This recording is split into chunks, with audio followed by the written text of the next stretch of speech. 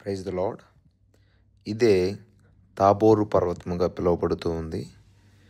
దీన్ని బైబిల్ గ్రంథంలో రూపాంతర కొండగా కూడా మనం చూస్తూ ఉంటాం. లూకాసు వార్త 9వ అధ్యాయం 19వ వచనంలో యేసుక్రీస్తు ప్రార్థించుచుండగా కొండ ఎక్కి ఆయన ముఖరూపము మారెను, ఆయన వస్త్రములు దగదగ తెల్లగా మెరిసినని వాక్యంలో రాయబడిన రీతిగా అది ఈ స్థలంలోనే జరిగిందని మనకు స్పష్టంగా కనబడుతూ ఉంది.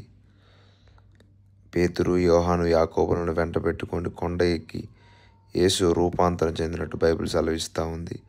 అది ఈ ప్రదేశమే. దానికి గుర్తుగా ఇక్కడ ఒక మందిరం కూడా నిర్మించడం జరిగింది. అట్టి స్థలం దర్శించుకోవడానికి దేవుడు కృప చూపించాడు. దేవుడికి మహిమ కలుగునుగాక. ఆమేన్.